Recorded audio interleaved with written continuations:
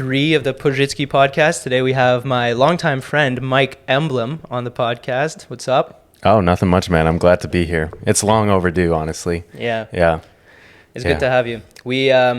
So give us a little bit of background about yourself, as usual, for the people. What do you do? What are you up to these days? Yeah. So I'm a music producer. I used to do chemistry. That's how me and Matt met. Oh, yeah. And after chemistry, I realized I wanted to do something that I didn't hate. So I moved more into music. And over the pandemic, I participated in a lot of online competitions in music. And that's sort of how my career started. And these days, I'm working for a music tech company in Montreal and also making music for ads and then releasing music myself. Yeah. Nice. That's cool. And yeah, we did meet. So we met. We were just trying to figure this out, 2017, 18? Yeah. After my first year, your second year. Yeah. We were like 19, 18, 20, 19 or something. Like 20 in the 19. teens. Yeah, Jesus Christ. So we both did a research project at U of T in chemistry. And now we're both entertainers. So yeah, there thank we go. God. Yeah, we both decided absolutely not for chemistry. Yeah. What kind of drew you to that decision? Yeah, I was always producing since I was a kid, and I knew that I wanted to do something like, I don't know, the reason I was drawn towards chemistry, because it's like problem solving and like it's short bursts of like fun little problems. But then as soon as you get to the practical aspect of it and you're sitting there with like test tubes and beakers and your experiments fail every time, it just sucked the soul out of me. And then that's when I started using music, got back into music production as a way of sort of having fun. Yeah. And that's when I realized like you can actually make money out of music production. It's not like in the 70s where you had to be picked up from a band on a label in like a bar or whatever. Yeah. And then I also was just like, dude, I just cannot do chemistry anymore. If I was in something that I sort of liked a bit more, I probably wouldn't have taken the risk. Yeah. But I was just in a position where I was like, I cannot do chemistry, so I have to do music. Yeah. I think we both share the sentiment where like the professor that we worked for that first year, she was just so nice, amazing, and she kind of hyped it up for both of us, got us excited about chemistry, and then it was all downhill from there. Yeah. I mean, it was fun being in university and like studying and like being good at something. But after a while, it just stopped being that fun. Whiskey's like, dude, this podcast is not allowed today. Yeah. More technical difficulties, feline difficulties with my cat attacking all my wires. Classic. Just plug it back in, please. Yeah. No, I when I stream, because I stream for my job, my 2 cats, one of them is like completely calm. Yeah. The other one is the hairless one. He's a fucking menace. Yeah. So he'll constantly jump on the table in the middle of stream. Just jump on the table, and he's naked, right? So everyone's like, what the hell is that? Yeah. And so I tried to put like sticky tape on my desk, and he started eating it. Oh my God. So yeah, so this now one's also a menace. Anna, can you pass him over? I want to show everyone. He just got his manhood taken away, his testicles stripped, so he has this cute little cone on it. Whiskey. Look at it. And he's still a menace. I thought snipping him would kind of calm him down a little bit, but he literally, the moment I brought him back a few days ago from the vet, now he's just destroying the camera. Hey. Oh. There we go. The moment I brought him back from the vet, he was already like chasing wires and doing all the regular demon cat stuff. Of course, man. Of course. Yeah. Yeah. But it was interesting what you said about chemistry, how like, it wasn't the whole nice and now. No, this is perfect. It's just chaos. Yeah, there we go. What you said about like doing chemistry, just having an undergrad experience in general, like it's not a waste, right? Like I was drawn to chemistry also because I love science. I'm happy, if anything, that just going getting a degree in like a scientific field, we're capable of like reading papers now and understanding that kind of stuff. That's huge. Yeah, it's just like I've found that it helps me a lot in music production, just being able to like analyze where I'm going wrong and what I can improve on, and being a bit more methodical. Of course, it's like a completely different side of thinking. Yes. But especially in like my job and the more business side of the music, it helps a lot. when I'm writing for ads, it's a lot more mechanical and less like passionate and all that. But then you can just sit there and sort of be more methodical. And actually, quite a few people, like all my music friends, so Robotaki, he's of course like a touring musician and super famous and always been doing music, but he actually also got his master's degree in the life sciences at McGill, and then right after university he did the same path. So it's sort of like, I don't know, there's people think that musicians or entertainers are just like born and raised creative, but like honestly I think I was only really creative out of like right after I started graduating from university, like really getting into it. Yeah, I feel you, because like, how do you feel, we both have the same academic background, it's way more analytical. How do you feel transitioning into being a creative? How does, because I completely understand what you mean, but like I want you to talk about a little bit how that side of your brain that you're using for chemistry, right, that problem solving, right, because like you said, usually you plan an experiment, it fails, you learn how to kind of persevere, but also you have to think very analytically, which isn't necessarily the case for being creative, right? I notice it's harder for me to it's not hard for me, I love making that switch and thinking creatively, but it's a completely different process. How do you feel about that? It's sort of like, at first I thought I wasted like the 6 years doing my master's, like undergrad and masters. I really did think that it was a lost cause, but after a while when I got into music and it really became more a mental game than anything, like being able to persevere through imposter syndrome and getting through and realizing that sometimes things just don't work out the way you expect them to, and that's pretty much what my chemistry life was like, right? Like imposter syndrome, things not working out how I expected it to, and getting through it no matter what. And that's sort of the position I'm in right now. I feel that.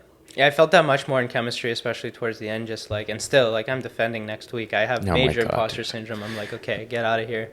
I'm sure it'll be fine. I know it'll be fine. But like, it's like your driver's license exam. Like for some reason you're super nervous, but it's like not that difficult. Like you'll be fine. Yeah, and then I'm just excited. And then same thing. Like I'm the new kid on the block in comedy too, right? Like I just came on, and I have major imposter syndrome, especially because I've been doing it for, like I said, I've been doing comedy for 5 years. I've been at it, like posting videos and stuff like that, and then and stand up too. Like you don't. I know everybody's really nice to me. But I know some people are kind of giving me the side eye because like, who's this guy with already has a following, just kind of came on the scene. Have they been like, because it's weird because I bet there's a bunch of old comics that never used social media and then now you're like the social media guy. Like, have you found anything sort of when you were digging into stand-up post-COVID? Yeah, there's a lot of purists, call them, right? Like I've had a dude outside of a comedy club. I was shooting a promo for one of my shows. And he's literally just like, what are you doing? Like, do you do social media? I'm like, yeah, I do social media. He's like, how much do you make doing social media? I'm like, I don't know. Here, use my HelloFresh promo code. I'll make $60 more. Right?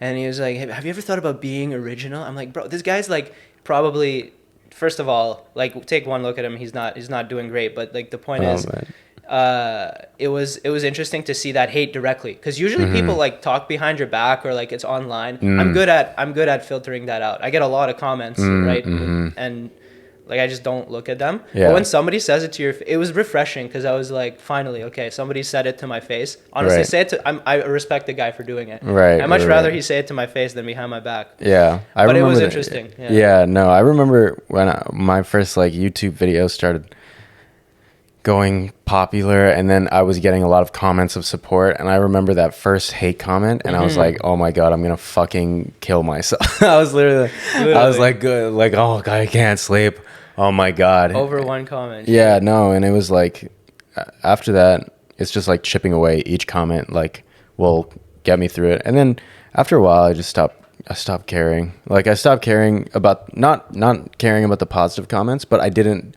hold so much weight to positive comments to keep me going, and also the negative comments to getting me down.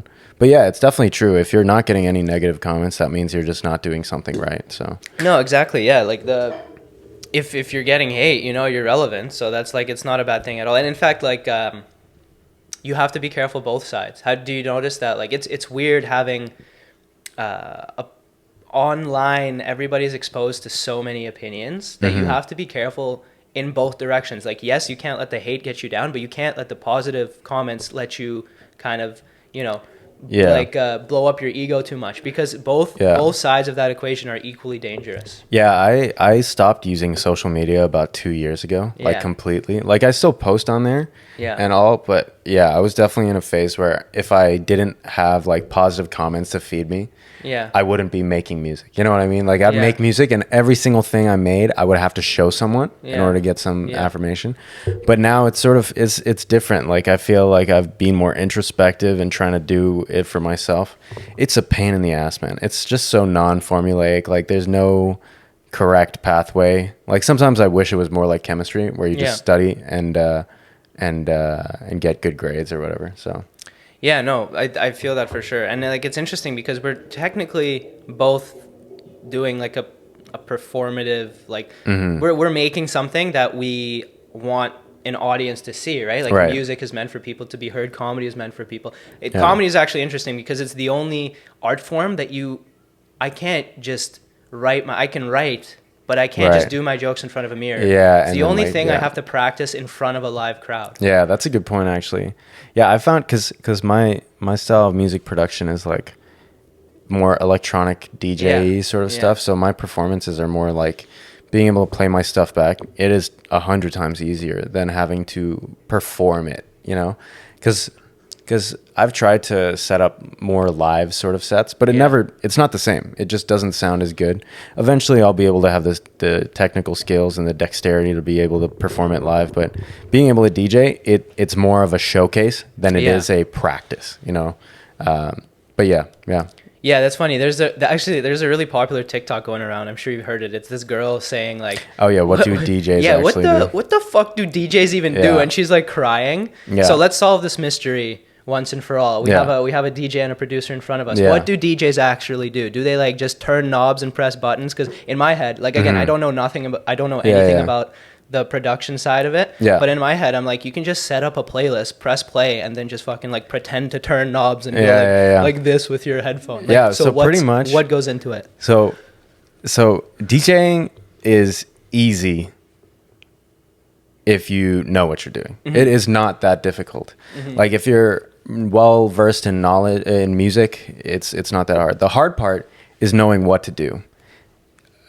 So you're in front of a crowd, you play a song that you like, the crowd's not dancing to it. What do you do? Do you play the same sort of song, or do you switch it up? Right. Okay. And a lot of it is that. It's really that. It's not that complicated. DJing, you just don't need to fuck up the transitions and you'll be okay. Yeah. But at the same time, a DJ isn't popular because of how good he is on stage. He's popular because of how much time he spent in music and knowledge and crowd reading to be able to go up there and make it look easy, right? That's true. That makes sense. Yeah, it's much like when I go up and I do some jokes that the crowd aren't feeling, I have to switch it up, right? Because at the end of the day, you're performing to a group of people. Yeah. And that's the performance versus production side of it. I actually what's this guy's name? I listened to a podcast with a guy recently. He's a producer, Rick Rubin, or like, Rick Rubin. Rubin, he's the guru, the beard guy. Yeah. So he said essentially the question was,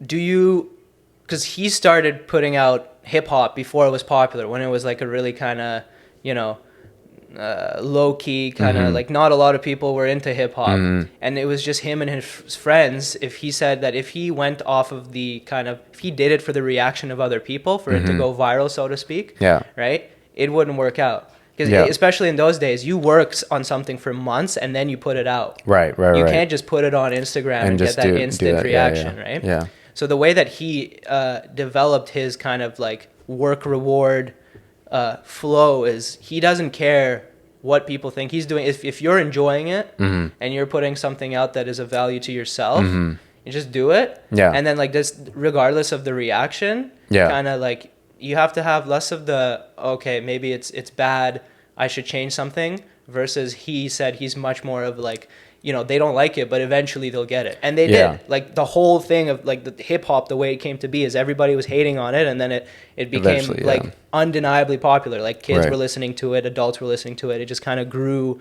out of this kind of like, it used to be very what's the word? Like taboo at first, right? Yeah, no, it's like I find the same in sort of music production is a lot of people don't realize, like with music is like suddenly you have your favorite artist, right? And you love all their previous music, and then they start changing their genre. And you're like, yo, fuck this guy. He doesn't know what made him popular, and he's drifting away from what's making. But the thing is that he's not looking to now. He's looking to the future. He's looking to what's going to be popular in the future and trying to predict that. Or not even trying to predict it, just trying to make something that they like because they're sick of performing the same thing over and over again, right? Yeah. Like with my music, and this sort of brings me back to the DJing thing, is that there's a DJ that just goes and plays other people's music, and that's hard to do. It's hard to be someone that can keep a crowd entertained for multiple hours in a row. And then there's the producer that makes that music that they're showcasing, right? So they are not only trying to balance the crowd work, but they're trying to put themselves out there while balancing the crowd work. And that's the issue, is that, you know, I'll spend months making music and I'll be like, yeah, this is my next big project. Yeah. And I'll go and DJ and play it at a club. And of course, a club is a very like small subset of what the music is going to be played at. And then I'll be like, oh, fuck, this is completely wrong. Like, this just doesn't work the way that I thought it was. And then you need to go back to the drawing board. So a lot of DJs, they're not just going out there and like, yes, they are pressing play and mixing it, right? But they're also using this as a testing ground for their new music and seeing people's reaction. Yeah. And yeah, DJing is pretty easy, but honestly, man, nothing feels better than when you're at like a festival and the music is fucking loud and you hear a really good track. You know, like, yes, if someone played it live, it's good, but no. No, I feel, and that's very similar to what like comics do to develop their act. They write something down, just a stupid idea on a note, and you have to try it at a small show or an open mic in front of a small crowd, and like you kind of test the bits that work, that don't, based on the audience reaction, right? And then you slowly you do it at another open mic if it has legs. If it's not, if you do it 3 times and it's no reaction, okay, maybe I'm not as funny as I thought I was here. But if it kind of has legs, you're like, okay, there's something there. Let's try it this way. Let's try it that way. And you do it 10 times and then 20 times and then 30 times and then you have a bit. Right. So like a bulletproof one. And that sometimes, though, it depends on some jokes. They're like right away, instant hits. Very rarely. Usually it takes a long time to work something out. And the crazy thing is that people think that you just know if it's funny or not, or if it's good or not. Yeah. Like a lot of my music I'll make and I'll be like, this is fucking amazing. Well, yeah, music and comedy are very similar in the fact that everybody has their own taste. It's completely subjective. What is like a fucking masterpiece to you, whether it's comedy or music, to the next guy is trash. Right. And nobody's wrong, right? Yeah. It's just your taste. That's why like it's almost the same thing what we're doing, just a different product. Yeah, no, the for process is basically the same. Yeah, no, 100%. I think there was a quote by someone, I forgot who it was. I'll say it's Dave Chappelle. Yeah. No, I think it was Dave. I don't fucking know if it's Dave Chappelle or not, but let's just pretend Dave Chappelle. He said all comedians think that they could be musicians and all musicians think that they could be comedians. Yeah. Well, I don't think I can be a musician, but no, but like I feel like out of all the arts, those are very intertwined. Yeah. They're very Actually, intertwined. I lied. I do think I can be a musician. When I sing to like country in my car, I blast some country and I start like rocking out to it. I'm like, maybe I'm a good singer. No, yeah, that's what I thought. I started taking singing lessons and I was like, yeah, I'm going to develop my sound or whatever the fuck. And I started actually going in and I was like, dude, I am dog shit at this. But it was fun to be bad. That's why you like Post Malone and those country songs. They're so easy to like sing along to, you know? Maybe lock them doors and turn the lights down low. You're like, oh shit, I would totally rock a fucking bar. Dude, I miss American Idol, man. I miss American Idol so much. Is that not a thing anymore? I thought they're still doing it. No, but it's not good anymore. Back in like 2008, because I lived in like Asia and we got American Idol episodes like 12 hours later. So the results would already be out, but the screening was at night and we'd like go to school and some shithead kid would be like, I know who fucking got eliminated today. And I'll be like, shut the fuck up, Casper, or whatever. I remember how big that was, actually. I remember, like, watching it with my family every, like when it would air. Yeah. I don't think we have that anymore with like all the streaming services and everything. And I haven't watched something live in a while, honestly. The closest thing that I can remember recently watching is House of the Dragon. How HBO, you know how they have like the way they release their series is weekly. Oh yeah, the weekly episode. Yeah, but then still, it's like you can stream it anytime after the release. Right. However, back then you couldn't like you could record, I guess, but to a certain extent, like you just had to watch. You just had to watch it at that time. Yeah. So like if you missed the first 5 minutes, you missed the first 5 minutes. You can't just be like, I'll watch that later. That's crazy. Yeah. No, I remember starting Glee halfway through season 1. Yeah. And I was just like, well, I guess this is where I'm watching it now. Yeah. You don't have a choice. You're like in the last 5. Oh man, yeah. But I think there's something to that. HBO is doing a good thing with their releasing. They have like a release schedule because they create that that buzz, right? Like before every episode, people would be on Twitter, X. They'd be like, oh my god, yeah. They'd be Xing about like, oh, what's gonna happen? Who's gonna like, which cousin is he gonna fuck today? Right. You know? Wait, is it called Xing now? It's called Xing, yeah. Dude. Yeah. Fucking hell, man. Yeah. I talked about this on my last podcast with my guest, and we had quite a rant about it. I feel like I feel like I can't say anything that hasn't been said, but yeah, it's Xing, just funny. It sounds like something else, basically. Yeah. No, I like when I completely left social media. I was at a point where I was just like, I can't look at social media without feeling bad about myself. Yeah. And when I'm doing well, I look at social media and I'm like, look how much better I am. Yeah. And it's toxic because then for a while I couldn't even listen to music without comparing myself to the person. Like I would really like a song and then I find out that they're a year younger than me and suddenly I don't like the song anymore. Yeah, exactly. Yeah. Oh my God. But now I'm at a point where it's sort of like every producer I've met has been going through the same thing pretty much. Yeah. And so it's a lot more relatable to approach it with like a mindset of like, oh yeah, they're actually nice. They're not sitting there like, I'm younger than this fucking Memblem guy. Yeah. So. Do you feel like it's harder for you being a producer to listen to music and just enjoy it without being analytical? Oh yeah, 100%. I wish I could go back to high school when all I did was listen to music and pretend I made it. I was like, oh yeah, imagine I made this song or whatever. I'm like, oh yeah, imagine I'm performing this in front of the crowd. It's not my song. It's like fuck. That's cool. And nowadays I listen to music and it's hard for me to find one track that I really like. My bar for music used to be much lower, but surprisingly, I still get the feeling of like really addicted to one or two songs. It's just way harder. Yeah, and usually they're outside of the genre that I make. So, yeah. Yeah, no, I feel that because same thing with me, right? Like before I started comedy, I was a huge fan of comedy, and now I find it hard to watch a special or a skit without thinking like, shit, that's so good. Why didn't I think of that? Or like, how am I gonna? Or like sometimes you'll have bits that you're so happy with, and then you're just you have social media, you see all these other comedians and their acts and their skits, and somebody says something that's kind of like are hovering around the same premise, and you're like, well, fuck, I can't do that idea anymore because he already did it. You know what I mean? That's rough too. Or you release something and then you see someone else do it. Even in because it's like you see all the same guys. Like if you see another guy doing a joke that's similar to yours, or a skit come out that's similar to yours, you're like, they're copying. Did they where'd you get that from? That's interesting too, because I feel like in music is constantly. I'm sure it's the same in comedy where it's constantly inspired by someone else. Like pretty much all of my ideas are like a direct rip of another idea. Like in my own style? Do you think that we can come up with original ideas, or to a certain extent is everything new at this point that comes out kind of a amalgamation of things we've seen before, maybe put together in a new way? Yeah, no, 100%. I feel like if you're coming up with an original idea, it's usually accidental. I mean, okay, well, what's the definition? I feel like the definition of an original idea is something that's unique, right? And hasn't been heard before. But at the same time in music, everyone's using Western music standards in music. They're using a kick drum, a hi-hat, a snare, and they're all usually on the same sort of beats, but they're on a different, right? So just purely based on that, you're completely unoriginal when you make music. If you use a guitar, you're fucking unoriginal, right? Because guitar has been used before. So in music, I feel like maybe you can come up with something original, but it is fucking hard and it is fucking boring to sit there and only make original music.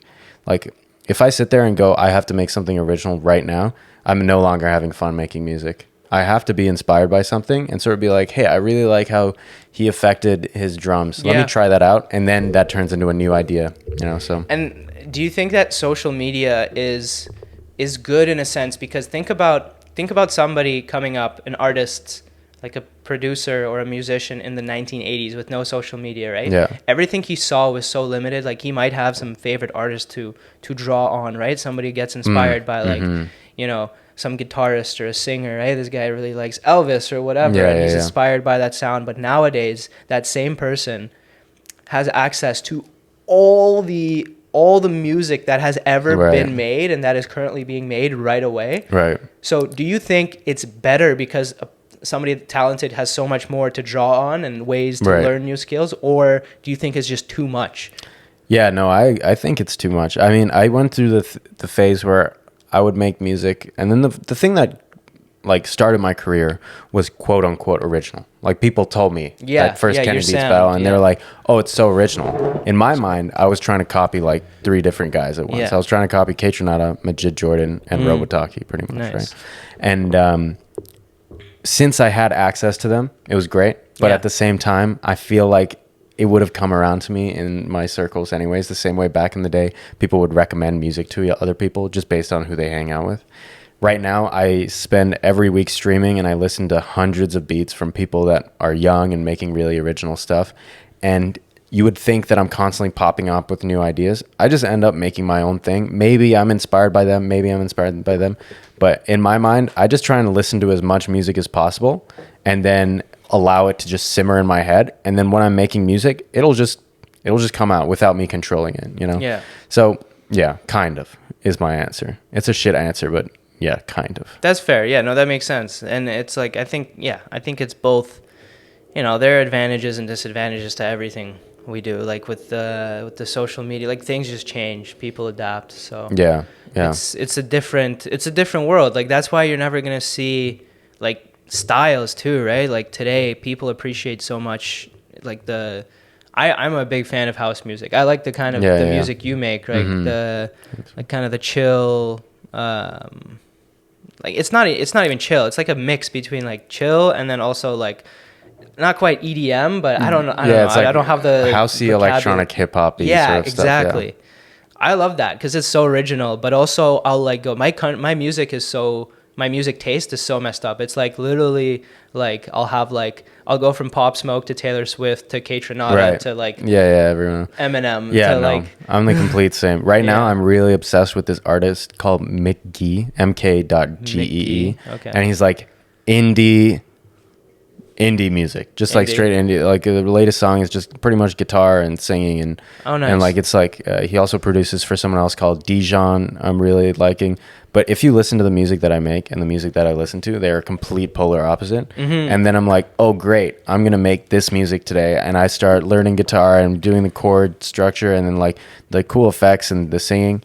And then I listened to fucking tech house music by Mochak yesterday, and I'm like, you know what, fuck that, I'm gonna make tech house music today. And then it's just bouncing around constantly until somehow one of those 100 ideas, I'm like, hey, this is actually pretty good to release, you know? So I would say 99% of the music I make, no one listens to. And my favorite music of mine is not out. It's my own music. It's just for me. It's good. Like a 30-second idea that I listen to a lot that I just won't finish, Yeah, and I feel like that's great. I wish... see, that's the one difference between comedy and music is that you have the luxury to do that, to keep that in. Yeah. And it's your favorite song, but I can't write a joke and not do it because, like... I mean, I can. I probably do have some, like, dark jokes that I've never said before. Yeah, fair enough. But if it's something that I write down that I think might be good for stage or for a skit, I have to test in front of an audience. That's what makes it funny. Right? Yeah, and I do test these ideas out in front of people, but I just don't end up like, it's like your joke that you find really funny, like you find really funny, but then you test it, it doesn't work, it doesn't make it to the next set, but you constantly have in your head you really like it. That's sort of like with me, I have that idea that I send to people and there's sort of mixed reviews, but I think I'm like, yeah, this shit is so good. Yeah, and it's fine. Yeah. Oh, fucking hell. This is a funny story. So you know how Spotify has Spotify Wrapped? Yes. If you ask any music producer to show their Spotify Wrapped, they themselves are on their own Spotify Wrapped top 5. 100%. I was number 1 on mine. And like a lot of people I know were number 1 on theirs. People are like, yo, that's so weird. You listen to yourself all day? It's like, dude, the music I make it because it is exactly what I want to hear. Yeah, it's what you want to hear. Yeah. So of course, I think I'm the best fucking musician on the planet. It doesn't mean that I think I'm better than anyone else. Yeah. It's a weird way of thinking it. I personally like my music best. Yeah. But I don't think I'm better than anyone else. Yeah, and because the reason people that enjoy music is they have some kind of connection to it. That's why it's so subjective, I think, right? Because like if you make a song and like the people that enjoy it the most, whether it's, you know, because of a memory or because of a feeling, like the sound, whatever it does to them, but it makes them feel something that for some reason they find enjoyable. Yeah. Same thing with a joke, right? The funniest things are performed to an audience that can relate. Like if I say a joke and most of the audience somehow it hits them in a way that it relates, they can find it hilarious. I've had it so many times where I do the same exact set, right, in a room, and I just bomb. And then I had it specifically like a few months ago. I was doing a room back-to-back nights. I did a set, ate shit. Yeah. Next night, I do the same set, same exact jokes, and it just murders because the room is just different, right? People related on that night for whatever reason, related to my jokes more, and they found it hilarious. Right, that's a good point. Yeah. So that's the give and take here. Do you find yourself like do you do jokes in front of other comedians as well, or do you just like have the comedians in the back? That's basically what an open mic is. So like fair. That's our gym, right? We like come up with an idea. We write it down on paper. The first place you're probably going to test it is an open mic or like a really small show if it's just like a shitty show. That's what an open mic is. It's just a bunch of comedians that sign up to try their jokes out. So usually people say that if you can get like a chuckle at an open mic of comics that are just there to do their own thing, because it's not a good audience. They're not listening to you. They're thinking about what they're going to say on stage. If you can get a chuckle at an open mic, that's like a huge laugh at a real show kind of thing. Yeah, that's interesting because producers nowadays... Imagine doing that. Imagine you, like every time you make a new song, you have to gather all your colleagues, all the other producers in Toronto and try to like... Dude, this is literally what happens every day on Twitch. Like all the music... True. Yeah. I guess. Yeah, I didn't like think about on that. Twitch, you make a song for a beat battle, you release it. It's a producer judging it, all the producers that made the song for that. When you release music on SoundCloud, the only people that are listening to it are other people posting it on SoundCloud, really. True. And so it's just this whole like circle of people producing for other producers. And there's music that I really like that these like younger kids are making, and I really like it, but then when I show it to anyone else, they're like, I just don't get it. And it's an issue because people are like building their sound based on, well, okay, it's not an issue. It's a thing where people are building their sound based on other producers. Yeah. And they are making music to impress their friends, their producer friends. And then they release it on Spotify and it doesn't do well. Then they get super discouraged. And then they never give themselves a chance to be commercially successful. Now, that's assuming if you want to be commercially successful, if you want to conform or whatever the fuck. But I found that it's not even that you need to make music for non-producers, but you just need to make music for yourself and not for anyone else, you know? And that's generally my biggest issue. When I first started, I made music for myself. Then I made music for producers. And then I made music for the audience. And then I hated all that music, and now I'm trying to make music for myself again.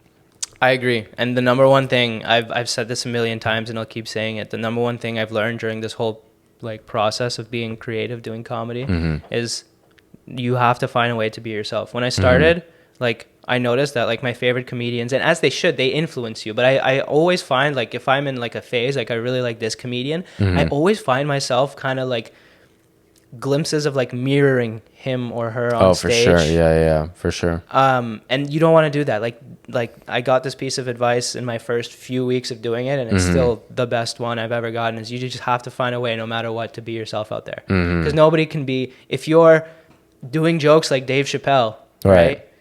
If you're the best Dave Chappelle impersonator in the world, you're still only going to be number 2 after Dave Chappelle himself. Right. Yeah, you have to find a way to be you, like whether people like it or not. And I think at the end of the day, that's what people like. Like I have a really good bullshit sensor, and I love it when people are out there, like comics are out there, and you can tell, and they're being themselves. Like, and it's so like, it's such an easy sentence, be yourself. Right. But it's so fucking hard to do whatever it is about it, because people have all these like covers, all these like defenses. Like it's so hard to just go out there and be vulnerable, because you're like, fuck, what is he gonna think? Like, what if this isn't funny? What if this isn't good? What if my mom doesn't love me anymore? What if like it's so hard to do, you know? And it's a process. But like it's refreshing. They don't even have to be funny. If somebody goes out there and just ramble, a lot of the best comedians, they're like storytellers. Yeah. They don't have a joke for fucking like 10 minutes, and they keep the audience captivated because it's just like a good story, and the dude's being himself on stage. People love to see that. Yeah. Because people can tell when people are being genuine. Yeah. When you're not making something up. And like a lot of comedy like is based on my real life, but I like accentuate it. Like, you know, if I have a joke about something that might have kind of happened, but I change it up, that's fine. But it's still, you can tell when it's true or not. Right. And I'm sure it's the same for music. Yeah, I think, the thing with music that I've realized is that you can't think about being yourself. Like, you can't think about, okay, what can I do this time to make it not like someone else? You just do it, and then if it happens, it happens. I've gotten a very pessimistic point of view on making music now. I'm just like, fuck it. I'll just make music, and if I enjoy it, and then I'll release it, and then people can fucking deal with it, you know? Yeah. Yeah, because it's just too exhausting. It's just I've literally spent like I didn't release a single song in 2021, and I just thought about music all the time. I'm like, what am I gonna make? What am I gonna release? And it just like crippled me. And then now I'm just like, whatever. Yeah, you're like the grizzled veteran. You're just sitting there in the back, kind of like. And I'm like 25. I'm like pretty young, but I feel like when I'm hanging out with the 18-year-olds and I'm giving them the most, like, some of these producers are like 15. Yeah. And they're like making music, and they're like, in their description when they're making music, they're like, oh yeah, this is a song I made, I really like it, but oh, maybe not, oh, you know what, it's not that good, but you know, this is shit. Like, dude, who gives a fuck? Just be like, yo, I'm really fucking good at this, and then if I don't agree, then you'll be like, yo, fuck you, I don't agree with you, you know? It's just like, I don't know, if you yourself are self-deprecating, like, if you don't believe in yourself, no one's gonna believe in you, right? So that's my whole thing. That's true. And that's probably the reason I am a fucking comedian, because I didn't get enough attention as a child, apparently, or approval. I got plenty of attention. I'm an only child. Are you an only child? No, I'm the youngest of three. Right. Yeah. Youngest. I got a lot of fucking bullying when I was a kid. Yeah, that's hilarious. You got a lot of pile drivers. You must hate pro wrestling. No, you know what's funny is that being the youngest, I'm like, oh, I got a lot of shit from my older siblings. And then people are like, oh, you know, your life wasn't that hard, blah, blah, blah. Yeah. And it's not. But then when you look back on it, it's like so much worse than when when your friend is rude to you, you can just drift away from that friend. Yeah. But when your sibling is rude to you, it's like it'll fuck you up. It'll really fuck you up. That's true, because you can't just like not talk to them. I mean, you can. I mean, you can ghost them, but like, there's gonna be a wedding or a funeral where you got to talk to your brother again and be like, "Hey, remember that time you broke my leg? Like, fuck you." No, literally, it's like psychological warfare. Yeah, you know? That's hilarious. Yeah, I don't know. Like, I'm an only child. That's the way it was. I got a lot of attention, but I also had all the kind of like, I'm their only hope. If my parents want anything out of this child thing, like, you know. Right. I'm already a disappointment, so it's okay. I said this, like, the reason I talked to my dad about this, I'm like, probably the reason I enjoy comedy so much is because I didn't get enough approval from you as a kid. So now I want to go on stage in front of strangers and tell, like, be funny and we'll have them like me. You know what I mean? Yeah. My parents are like, because I went into the sciences and no one else in my family went into the sciences. I was like, I want to be a doctor and all this shit, thinking that I would get the approval from my family. Yeah. They don't really care. They didn't care. They were just like, yeah, whatever, do what you want. And then I realized, okay, I can do what I want. I started doing music, and my dad's like a lifetime musician, guitarist. That's cool. He's like, great. I'm like, wow, you guys aren't stopping me? They're like, no, just go, like, whatever. Yeah. Yeah, my I can't say the same. I went into, nobody else in my family is in science, but I went into kind of life sci also with med school in the back of my mind. Right. Mostly because my dad doesn't care, but my mom's definitely like, okay, doctor, yes, doctor, okay, you be a doctor.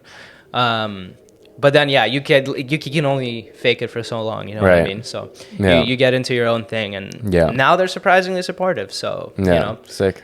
As soon as you're mildly successful, it's like, oh shit, okay. Yeah. It's hilarious. I was like, just like at Costco, and then somebody was like, "Oh, you're like, aren't you the comedian guy?" Like, in front of my mom, and she's like, "Fuck." She's still like, every time she's just like, it's funny. Like their support is okay. They came from the Soviet Union, so it's like always, you know, they're rough, right. Tough love, right? So it's like you can always do better, and I can't like. I think it's a good thing, you know. Just in general, like I don't mind. I understand where they're coming from. Like like these days, there's so many books you can read. Like I said, like there's so much information available. Yeah.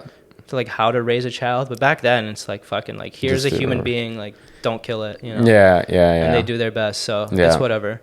But no, I'm very lucky. Where you weren't born here? Where'd you come from? So I was born in Ottawa, but when I was 10 months old, I moved to Nepal. Right. Because my mom's from Nepal, my dad's from Montreal, and then I grew up in Nepal, and then I moved to Vietnam for 11 years, and then I came here. But like every summer, I would sort of come from Nepal or Vietnam back to Canada and visit my family and stuff. Cool. But when I came here, people are like, "Oh, you're Vietnamese." I'm like, "I am fucking 0% Vietnamese."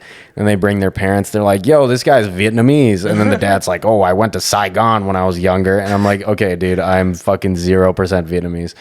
And I mean, it's funny too, because like then I came to Canada and everyone's like, it's weird. In Asia, no one really cared about my race. They were just like, yeah, he's a kid, whatever, you know, he's there. And I came here, and the amount of people, especially people that grew up here that are whatever race, they make it a point to tell me that I'm white.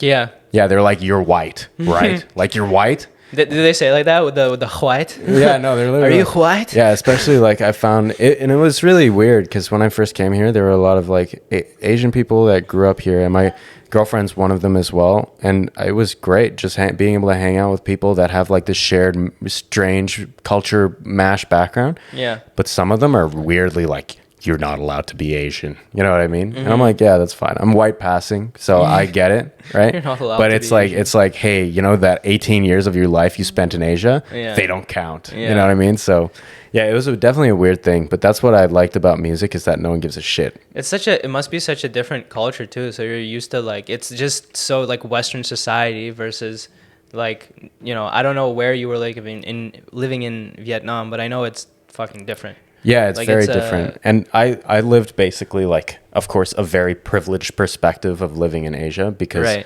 you know, I went to an international school and my dad worked for a Canadian company in Vietnam.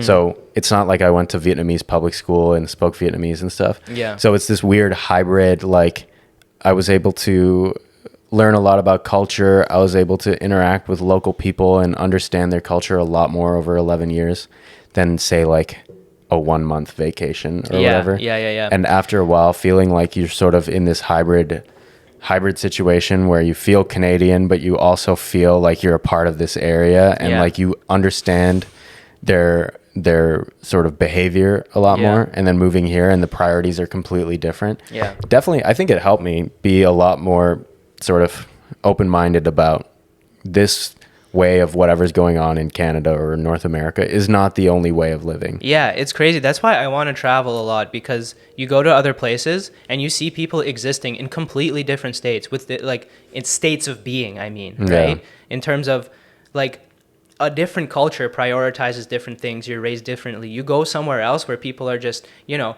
like working to literally just like on a farm with their families to provide for themselves, and they're the happiest people in the world. They don't have money, they don't have social media, they don't care about any of these things, but they're as happy as anybody, the friggin' like a successful doctor, lawyer, producer, whatever in Western society in a different way. Like there's more ways to do this. What I always talk about is like going to Thailand. I recommend people go to Thailand and like just experience it, because a lot of people are like, "Ooh, I'm gonna go to Thailand and I'm gonna go to the beach and party with all the other Europeans." I was gonna say, before you say this, don't like any like Becky yoga instructor, white girl, don't get any ideas. Go to Thailand for like 3 days at a resort, like sipping mojitos and go like, "I'm enlightened." And it's so funny because like I've had that experience where you go and you stay in a nice hotel in Asia and you go and like it's one thing, and then you go out to Bangkok and it is honestly a more advanced, like technologically it's more structured than fucking Toronto. Yeah. Right? Like sure it's unfortunate because there are a lot of people living in not so ideal conditions compared to Western society, but there's a shitload of money in there. There's like fucking SkyTrain, malls bigger than you've ever seen in your life. Yeah. And also the people there are so nice. Yeah. Like you walk into a 7-Eleven and they're like, Swadika. They're like, hi. Yeah. Right? And then you leave. I did Muay Thai. I know what sweaty ka. Yeah, and then you go, kapun krap, right? You're saying thank you, bye. And everyone's just, you walk in with this assumption that you are going to be nice to each other, right? Yeah. I'm sure there's some fucking people there that are also rude, of course, don't get me wrong. But then when you walk in Toronto, like I'm walking on the right side of the sidewalk and someone else is walking on their left, my right, and we're not moving. We're like, fucking, you get out of the way, right? Yeah.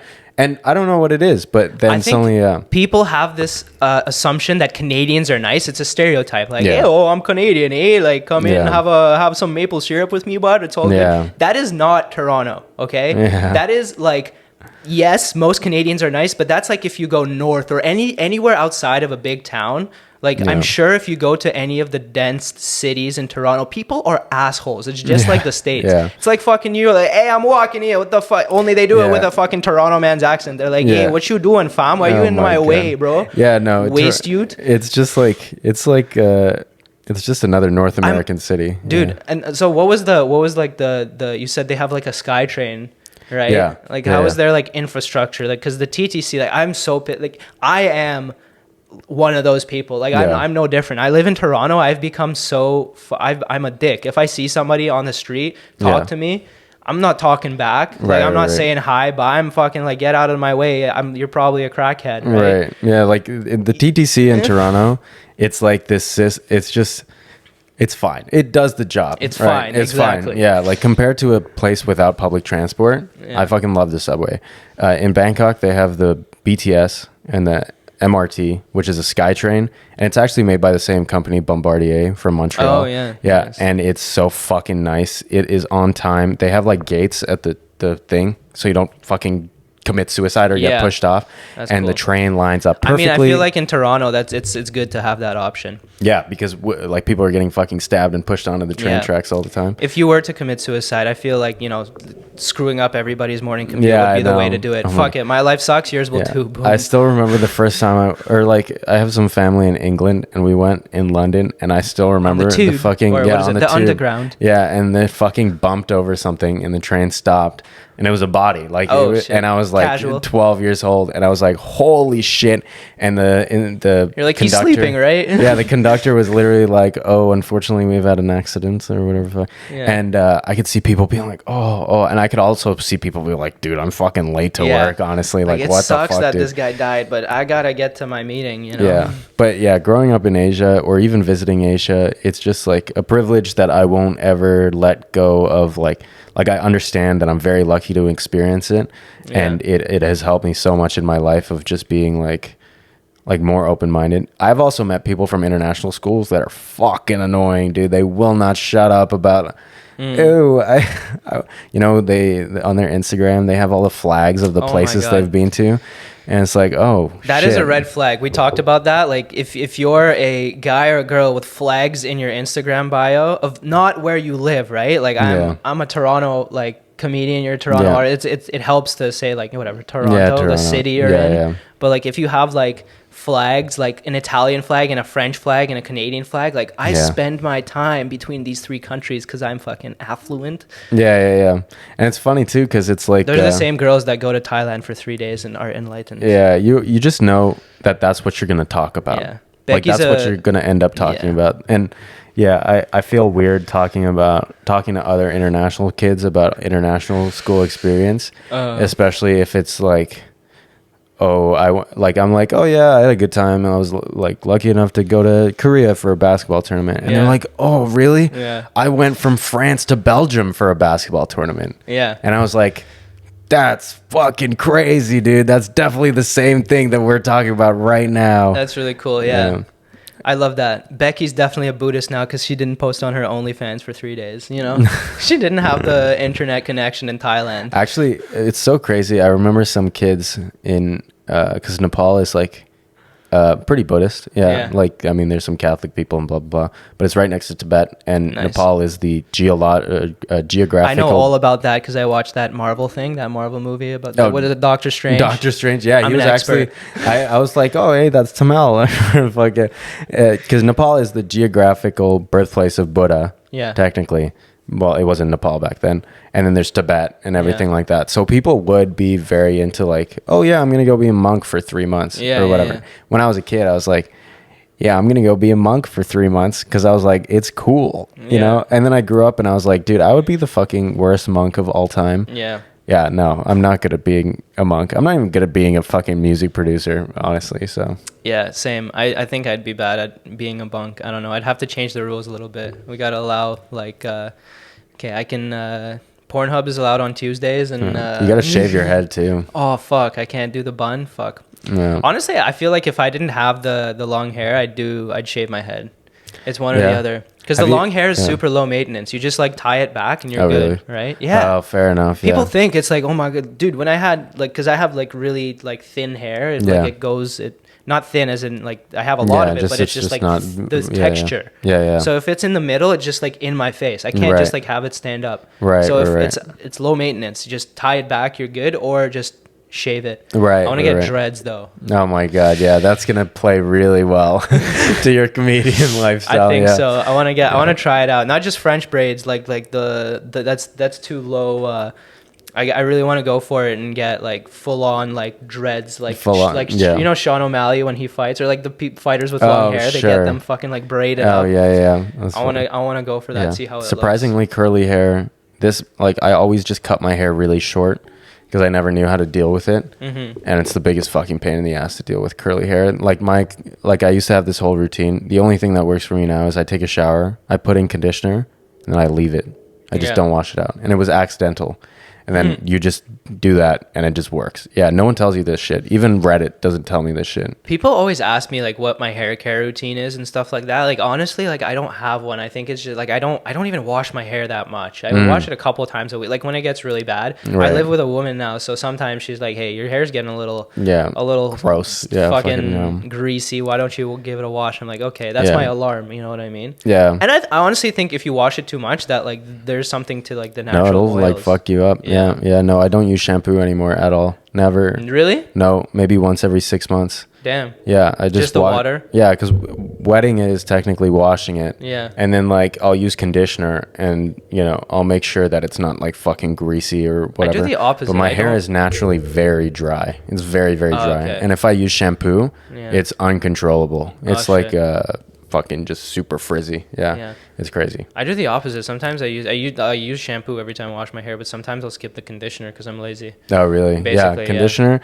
dude. It's fucked up. I basically am adding oil to my hair just because I don't have enough. Yeah. What does conditioner do? It's supposed to make your hair like silkier. Yeah. So there's the fucking, it coats your hair in a substance, like how towels get softer but they don't fucking wipe up any water. The super soft ones that don't do shit. They're covered in a hydrophobic fucking coating. It's like the same with your hair. They just coat it in shit that makes it nicer, but I just leave that in the entire time. Yeah That makes sense. I think that I should start doing that. Maybe skip the shampoo, start doing the conditioner. Dude, it's great. I don't know. People are like, ew, that's gross. I'm like, no, your scalp is like a fucking desert. Yeah. Okay?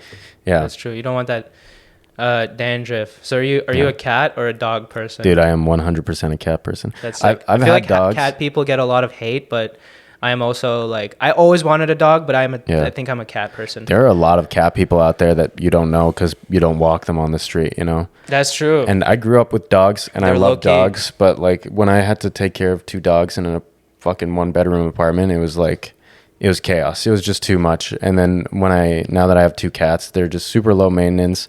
You got to earn the respect from them. You also, it's like a give and take relationships, And, they need their own time. I need my own time. Yeah. It's Batman's great. definitely a cat person if you like think about it. Batman is a fucking definitely a cat person. Because he's out there fighting crime at night. He doesn't have time to walk a dog. Yeah, no. Plus, he is Catwoman, right? That's his like main thing. So it makes a lot of sense. Yeah. He's out there going, "I'm Batman." Yeah. Fucking hell. There's a Toronto Batman. He goes, "I'm Batman's." Oh my God. Fucking hell. Have you seen the Toronto Spider-Man? Yeah, he's like in Kensington. He's right by. Isn't he like close to UFT? Oh, maybe there's a few, but there was one in Kensington that was like doing the fucking thing. Yeah. Someone took a photo of him. He's like, "Don't fucking take a photo of me without giving me money." Oh my God. It's like, delete that photo. And I was like, okay, fair enough. We have a Canadian Batman. It's Justin Trudeau. Oh yeah. Yeah. Good old Trudeau. Yeah, think about it. You know, he was a politician, came to power because of his rich daddy, who's also a politician, and he likes to dress up in blackface and beat up on truckers. Oh my God. Yeah, yeah. Tell me I'm wrong. Find one doctor that'll tell me I'm wrong. Find one doctor. That's like they did the video where they're like, how many dentists recommend Colgate? Yeah. Find one dentist that'll recommend against this statement. Yeah. They won't. Yeah. Because it's 100% factual. Yeah. Who's your, I feel like I wanted to ask you this earlier. Who is you talked about a few artists you enjoy. Who is your favorite artist overall? And I know it changes, but like top of your head. Like the one that inspired me the most to make music is Kaytranada. Yeah. I saw him live when I saw The Weeknd. Yeah. Because he opened for him. I still have never seen Kaytranada live. That's one of my goals.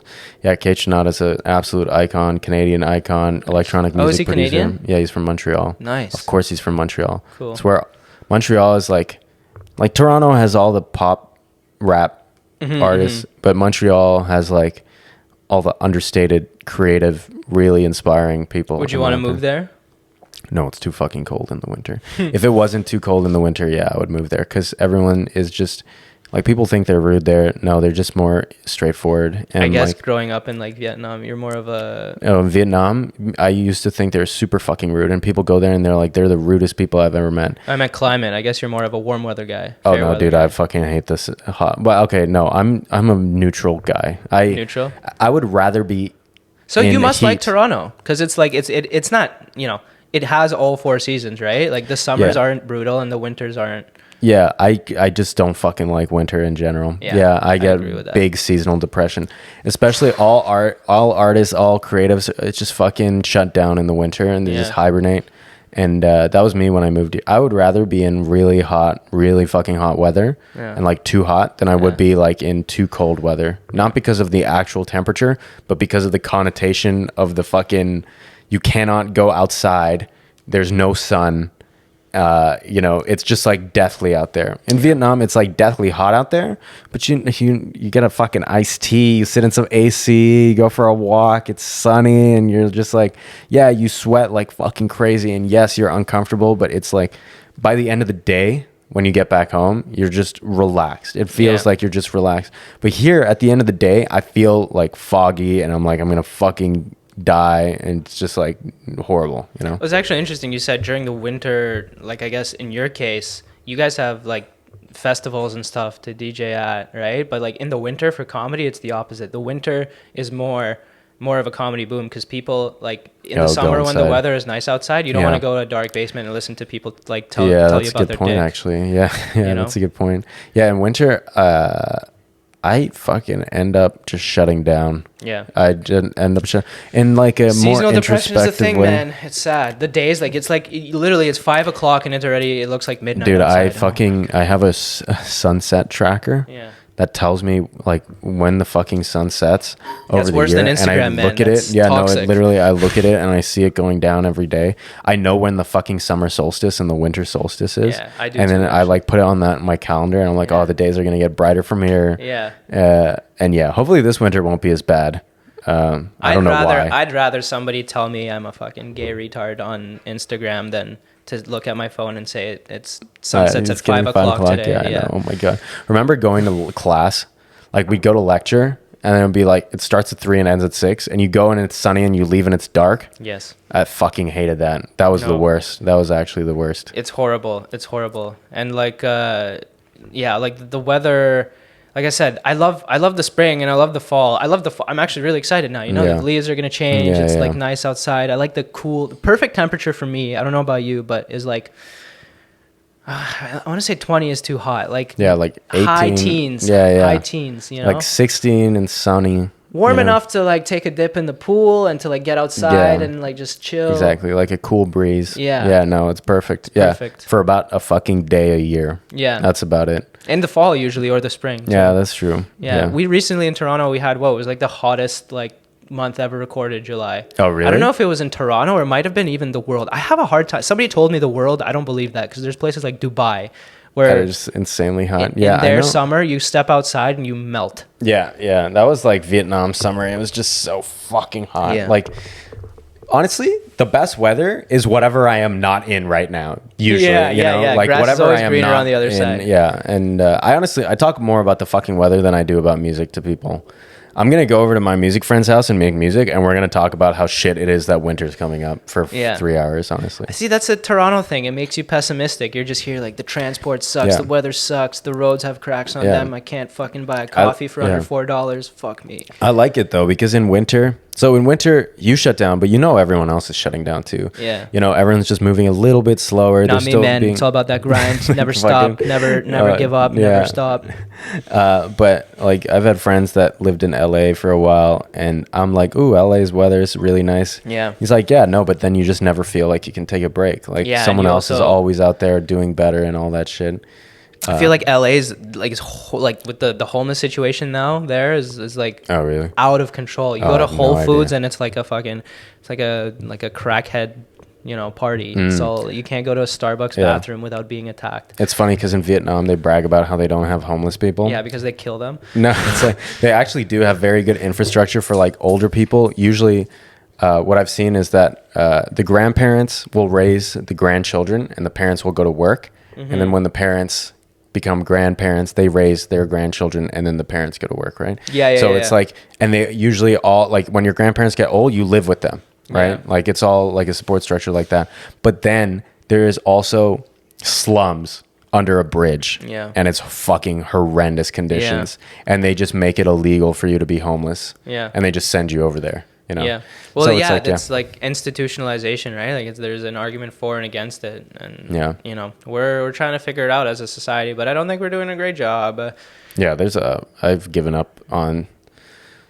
Dude, I've got my own fucking problems right now. Yeah, like I'll be concerned about society and I'll do my part, but at the same time, like if I spend too much time thinking about it, I'll just get like completely locked up. Sometimes I feel like the homeless people in Toronto make more money than me. And I'm like, bro, like, they take PayPal now. Fucking. Oh, do they? Yeah, apparently. I can't even lie about not having change. I feel so bad when they're like, hey, do you have any change? I'm like, sorry, I don't carry change. And they're like, it's okay, bro. Apple liar. Pay me.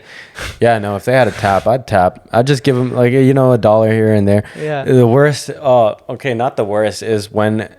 So there's homeless people that are very active and they'll like open doors for you and everything. They're very like active that. On Instagram too. Like, yo, are you sure you're homeless? Yeah. They'll like open doors for you and everything, and then they open the door for you, and then they're like, do you have any change? I'm like, dude, I don't have change. And they're like, you fuck. I just fucking opened the door for you. Yeah. The ones that get me are the ones that are just chilling, doing their own thing.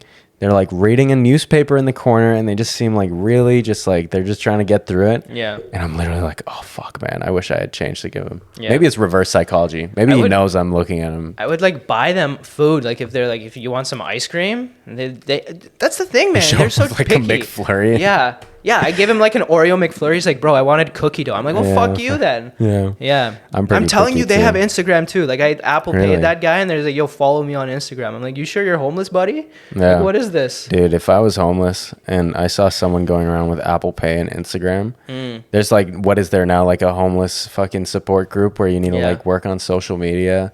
And then he messages you like, yo, that ice cream you bought me was garbage. Oh my God. You post a picture of your like breakfast in your living room, and he replies, must be nice. Like, I don't need that shit. Dude, yeah, I feel so bad because I'm in a state of like rich poor. Yeah. Where I live in a really nice area, but at the end of the month, I'm not like fucking, I don't have savings. You know what I mean? Yeah. I just get through it, right? And I'll eat out and I'll budget and I'll make sure everything's all good. So it looks on the outside like I'm like, oh, he gets to eat out in nice restaurants and everything like that. And he gets to buy video games. And then it's also at the end of the month, I'm also just eating eggs or whatever the fuck, right? Like just eggs and rice, which is fine.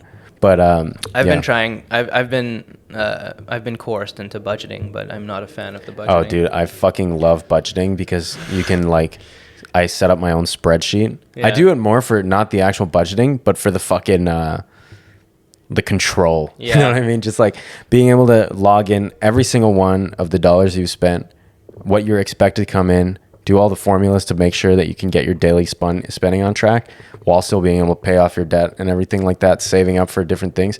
It just makes me feel like I'm like that's one other thing I don't need to worry about. I can focus on.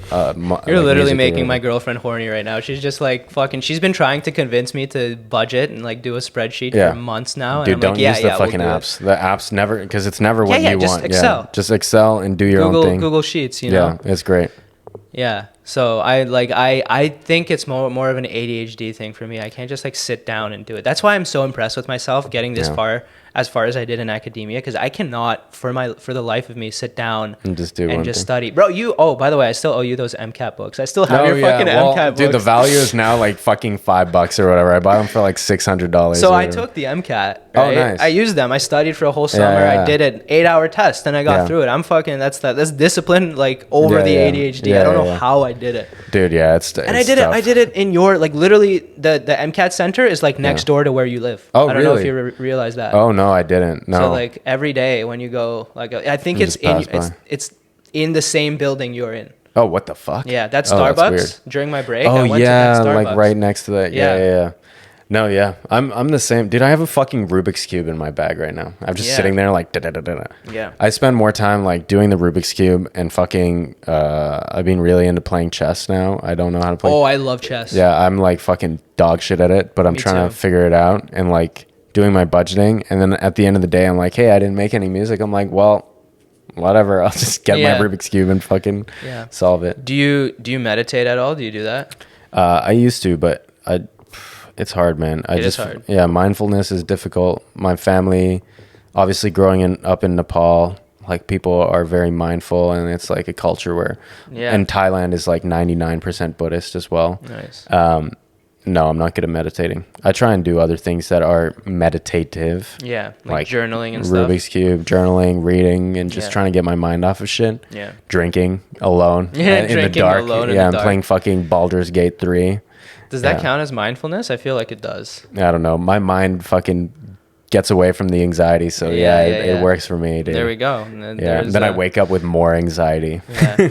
Tell that to your doctor. Be like, I've been doing a lot of mindfulness practice. Like, why is your blood pressure fucking through the roof? Dude, it's so funny. Oh my God. I recently was diagnosed with depression, but like low level depression. Yeah. I just thought it was being a student. Like, I just thought it was like, oh, you're meant to be tired all day and low motivation and like bad thoughts because it's like you're in modern society. It's life, bro. So I started taking this medication and it's helped a lot, but it also makes my fucking blood pressure go up. Oh, yeah? Yeah. And so I got blood pressure test taken and my girlfriend's like, oh my God, you're going to fucking die at 29 of like a heart attack. And I'm like, no, I'm fine. And then I go and crack a beer open and she's looking up and she's looking at me like, dude, what the fuck? I have not the exact same thing, but for some reason, like I'm a healthy guy, decently healthy. I work out consistently. Just my blood pressure is high for some reason. Oh, and really? I think it's there's a name for it when you go to the doctor's office, your blood pressure is really high. Oh, really? Because like at home it's fine. For some reason, every time I go, because once I had got like a little bit of a high measurement, and now I'm trying. It's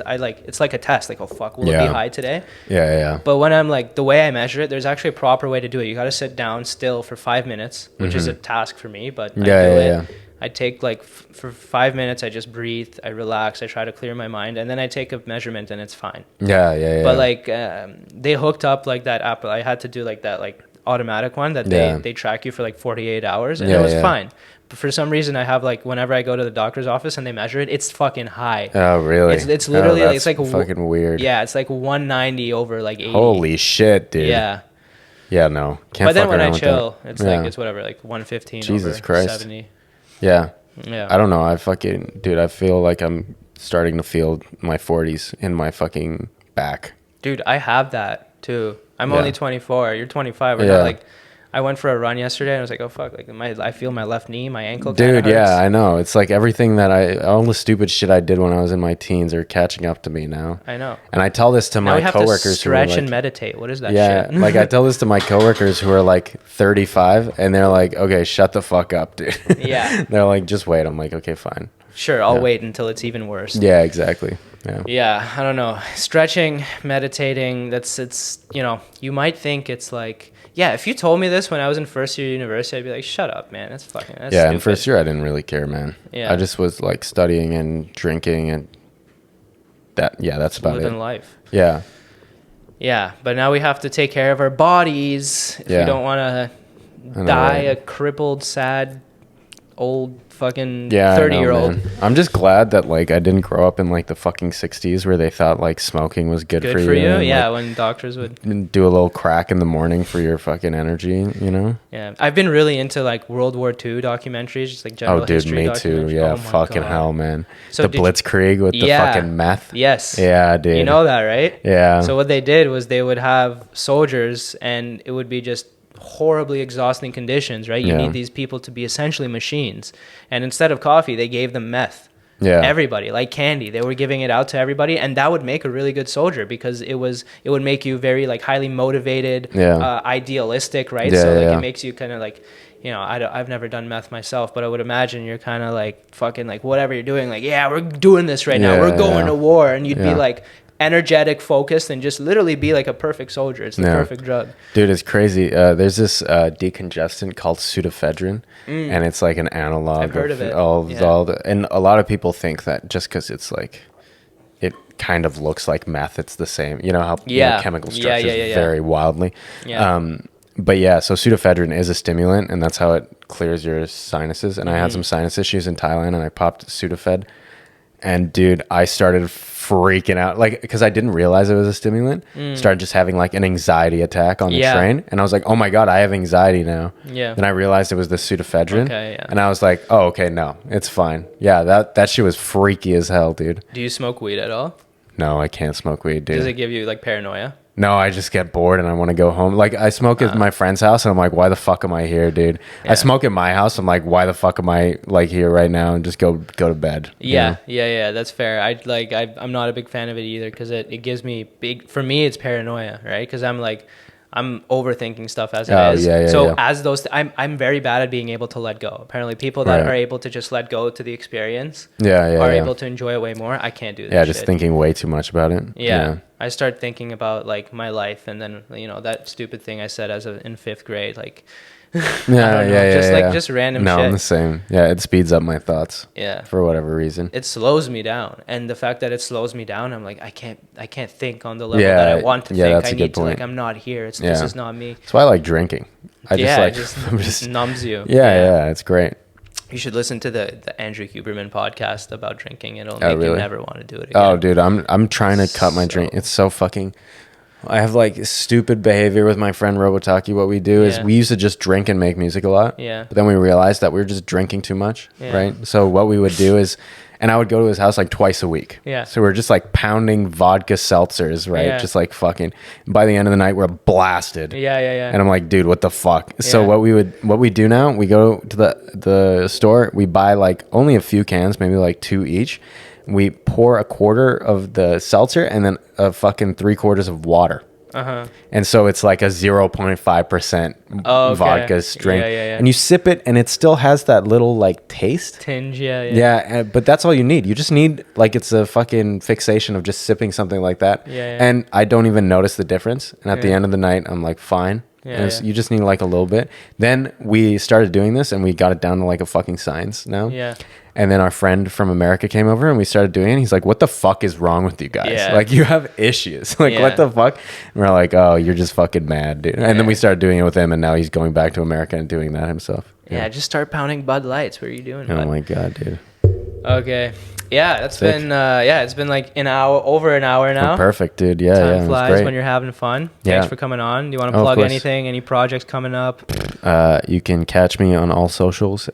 Memblem, Memblem, and I'm making music a lot, and I work for Beat Connect. It's a nice company. That's cool. Yeah. All right. Great talking to you. Thanks everyone for listening. Hell yeah. Helps out if you subscribe on Spotify or wherever you're listening. Leave me a review. Let's go. Ideally 5 stars, and if you want to give me 2 stars, whatever. Dude, put a fucking 1-star review on this podcast right now. Yeah, it still helps the analytics. Honestly, do it. I dare you to do it. If you do it, you're cool. Yeah. All right, thanks everyone for listening. Catch you next time. Peace.